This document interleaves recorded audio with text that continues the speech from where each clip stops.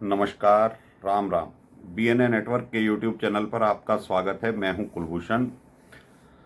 अगर आप हमारे चैनल से अभी तक नहीं जुड़े हैं तो कृपया चैनल को सब्सक्राइब कर लीजिए और मेरे विचार, मेरा कंटेंट आपको पसंद आता है तो इसे लाइक भी कीजिए। अरविंद केजरीवाल की सुप्रीम कोर्ट में आज दूसरे दिन भी सुनवाई जारी रही। अभिषेक मनु सिंघवी ने कल सुप्रीम कोर्ट में कहा था कि माय लॉर्ड, मुझे 1 घंटा और चाहिए, तो आज के लिए सुनवाई फिर रख दी गई थी।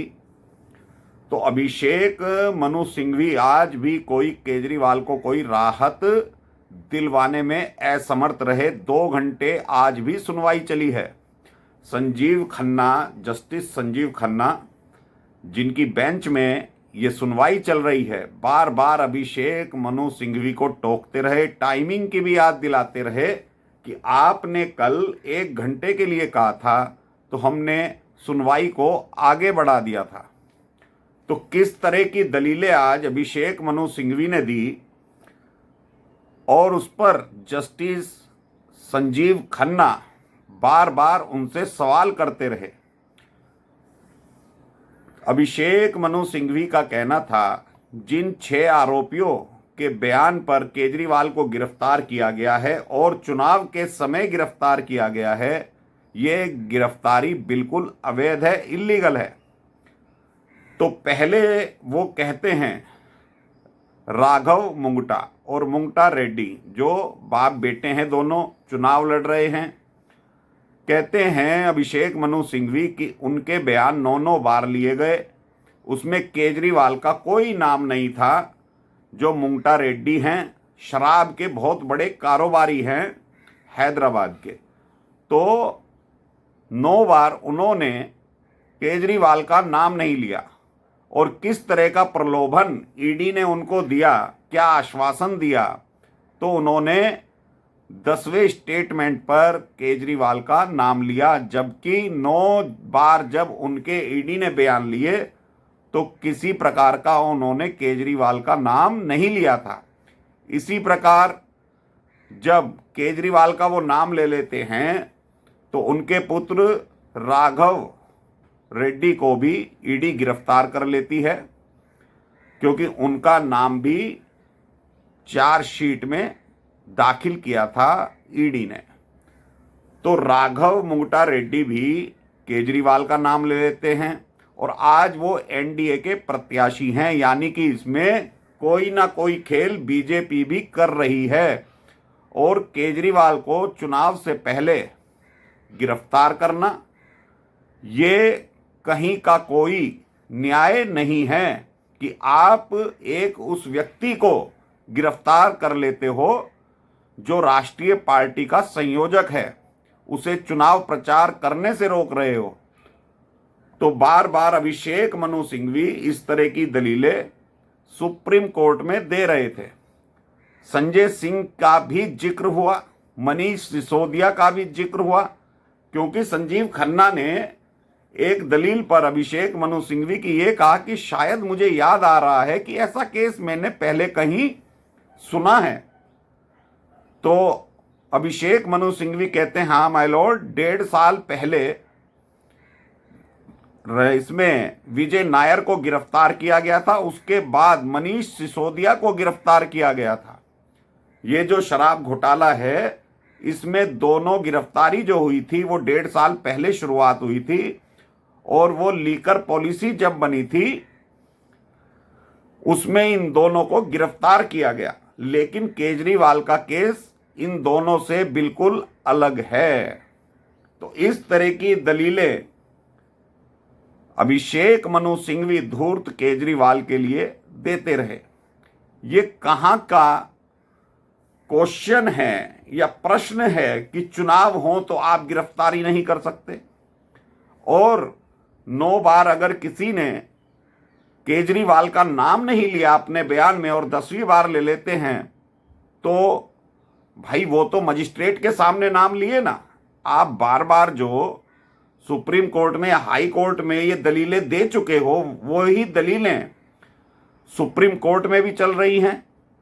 तो जस्टिस खन्ना अभिषेक मनु सिंघवी के किसी प्रभाव में आज नहीं आए।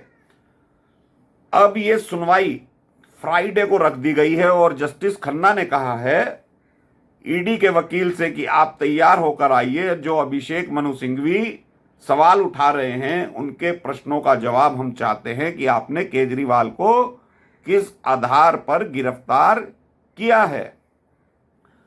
अभिषेक मनु सिंघवी ने एक दलील ये दी कि जो ईडी ने हलफनामा दाखिल किया है उसमें कहा है कि गोवा के चुनाव में धन का प्रयोग किया गया, कैश में किया गया, तो ये मामला इनकम टैक्स का बैठता है ना कि ईडी का बैठता है। मनी लॉन्ड्रिंग नहीं है ये मामला सीधे सीधे इनकम टैक्स को देखना चाहिए, लेकिन इसमें ईडी इन्वॉल्व हो गई है। जबकि केजरीवाल को सीबीआई ने भी बुलाया था, तो मेरे क्लाइंट सीबीआई के सामने पेश हुए थे और उनके सवालों का जवाब भी दिया था। तो केजरीवाल ने नो समन इसलिए ठुकरा दिए कि उन्होंने जरूरी नहीं समझा, क्योंकि इसमें 1 साल से ऊपर हो गया कि केजरीवाल का कहीं किसी चार्जशीट में नाम नहीं है, कोई कंप्लेंट नहीं है, सिर्फ गवाहों के आधार पर केजरीवाल को गिरफ्तार किया गया है। तो जस्टिस खन्ना बार बार अभिषेक मनु सिंघवी से यही कहते रहे, भाई ये कोई ग्राउंड नहीं है आपकी, जिस ग्राउंड पर आप आए हो कहने कि ईडी ने गिरफ्तार कर लिया वो असंवैधानिक है, ये तो कोई ग्राउंड नहीं है। और लीकर पॉलिसी जब बनी तो उस पर भी तारीख का मसला आया, भाई लीकर पॉलिसी कब बनी थी और गोवा में कब पैसे भेजे गए थे। तो जस्टिस खन्ना ने ईडी के वकील से पूछा तो उन्होंने कहा कि जुलाई 2021, इस पर अभिषेक मनु सिंघवी बोलते हैं नहीं, मई 2021 को एलजी ने इसे रिकमेंड कर दिया था कि ये पॉलिसी लागू कर दी जाए। तो 2 महीने का सिर्फ इसमें फर्क आया। तो इसमें भी जस्टिस खन्ना पूछते हैं गोवा में चुनाव कब हुए थे, फरवरी 2022 में, ये अभिषेक मनु सिंघवी बताते हैं। तो सीधे सीधे जस्टिस खन्ना समझ गए कोई ना कोई इसमें लिंक जुड़ा हुआ है। पहले पॉलिसी तैयार की जाती है, इसमें किकबैक्स लिए जाते हैं और वो पैसा गोवा के चुनावों में खर्च होता है, ऐसा जस्टिस खन्ना को प्रतीत हुआ। लेकिन फिर भी जस्टिस खन्ना ने कहा अभिषेक मनु सिंघवी से, भाई तुम्हारी जो दलीलें हैं अब वो पूरी हो गई हैं। 1 घंटे की जगह हमने आपको 2 घंटे दिए हैं और बार बार आप वही दलीलें रिपीट करते आ रहे हो। अब हम ईडी के वकील से पूछेंगे उनका जवाब क्या है, उन्होंने किस आधार पर केजरीवाल की गिरफ्तारी करी।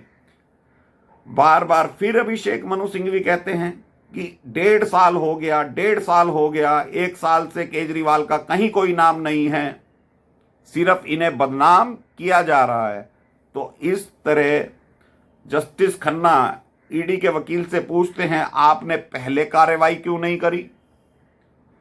तो राजू ने कहा, एसवी राजू जो सॉलिसिटर जनरल हैं ईडी के, कि जैसे जैसे हम जांच करते रहे वैसे वैसे हमें पता चलता रहा कि ये जो पैसे की लेन देन हुई है कैसे हुई, तो इसमें हमें समय लगा और हम प्रूफ पुख्ता करना चाहते थे।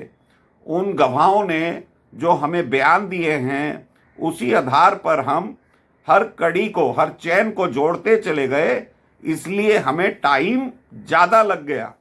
लेकिन हम केजरीवाल को पिछले वर्ष अक्टूबर से समन भेज रहे हैं, वो किसी भी समन पर आए नहीं। तो जस्टिस खन्ना ने किसी भी तरह का कोई राहत आज केजरीवाल को दी नहीं। अब आप ये देखिए कि अभिषेक मनु सिंघवी भी किस तरह से केस को बदल रहे हैं, ईडी के केस को इनकम टैक्स की तरफ ले जा रहे हैं। यानी कि वो मान रहे हैं कि कैश का लेन देन गोवा के चुनावों में हुआ। और अभिषेक मनु सिंघवी ने यह भी कहा कि विजय नायर जो दक्षिण की लॉबी से मिला तो उनका कोई मतलब ही नहीं है केजरीवाल से, उन्होंने केजरीवाल का नाम नहीं लिया है। लेकिन अब जो शुक्रवार को दलीलें पेश होंगी, ईडी अपना जवाब रखेगी, अपने सबूत रखेंगी कि फेस टाइम पर विजय नायर ने केजरीवाल से बात कराई थी कि नहीं कराई थी, उनके बगल वाले बंगले, सरकारी बंगले में विजय नायर रहता था कि नहीं रहता था, और जो ये पैसे का लेन देन आज अभिषेक मनु सिंघवी ने मान लिया है कि गोवा के चुनाव में कैश का लेन देन हुआ है, तो वो इसमें रिश्वत आई कि नहीं आई, हवाला के जरिए पैसे गए या नहीं गए, ये अब ईडी के वकील को रखना है अपना पक्ष। तो केजरीवाल आज और फंस गया, जो दलीलें दी गई ये और दलदल में धंसता चला जा रहा है। धूर्त का वकील भी धूर्त ही है। कई तरह के केस की अभिषेक मनु सिंघवी ने वहां चर्चा करने की कोशिश करी, दलील देने की कोशिश करी अलग अलग नामों से, तो जस्टिस खन्ना ने कहा पॉइंट पे आइए, हमें किसी और का केस नहीं सुनना है, किस केस में क्या हुआ था और कौन सी धाराओं में क्या हुआ था, ना हमें धारा 3, ना 19, ना 45, ना 50, हमें तो आप ये बताइए जो आप पॉइंट रखना चाहते हैं। तो धज्जियां उधेड़ कर रख दी जस्टिस खन्ना ने अभिषेक मनु सिंघवी की। अगर फ्राइडे को ईडी के वकील अपना पक्ष मजबूती के साथ रखते हैं तो ये याचिका अब खारिज होती हुई नजर आ रही है और केजरीवाल को जेल में रहना पड़ेगा और जमानत की अर्जी लगानी पड़ेगी। तो दोस्तों, जो भी कार्रवाई हुई वो 2 घंटे तक कार्रवाई चली है।